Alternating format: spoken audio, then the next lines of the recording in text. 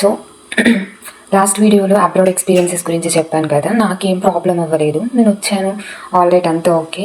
కానీ మా ఫ్రెండ్స్కి ప్రాబ్లం అయిందని చెప్పాను కదా. సో వాళ్ళకి ఎలా ప్రాబ్లం అయిందంటే, అకామిడేషన్ ఒకటి దొరికింది అని చెప్పిన తర్వాత ఇక్కడికి వచ్చేసిండ్రు. కానీ ఇక్కడికి వచ్చిన తర్వాత చూస్తే అది అకామిడేషన్ లేదు. సో మళ్ళీ అకామిడేషన్ ఎత్తుక్కోవడానికి టెంపరీగా ఒక రూమ్లోనే అందరు ఉండి, ఇంకా లగేజ్లు అన్నీ పెట్టుకొని ఒకటే రూమ్లో ఉండాలంట పాపం. ఈవెన్ ఫుడ్ తినడానికి కూడా ఏం లేదు.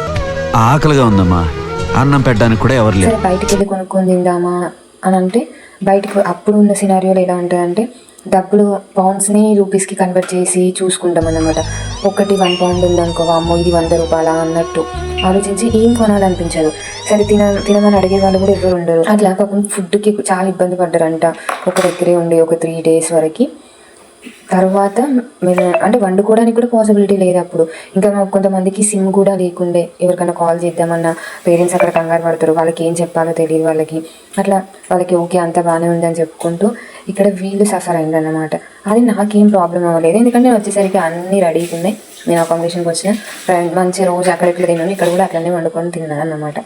అది కొంతమందికి అకామిడేషన్ తోటి కూడా ప్రాబ్లం అవుతుందని చెప్తున్నాను. ఇక్కడ ఇట్స్ నాట్ ఈజీ. ఒక దేశాన్ని వదిలేసి వచ్చినామనంటే ఇక్కడ అంత ఈజీగా ఉండదు ఎప్పుడు.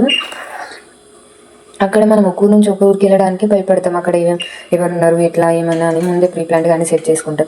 కానీ దేశంలో ఎట్లుంటుంది, ఇంకా అది కూడా ఫుడ్ ఇబ్బందులు చాలా ఉంటాయి ఇక్కడ యాక్చువల్గా.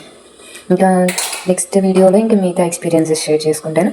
Please do subscribe my channel Dolly's London diaries.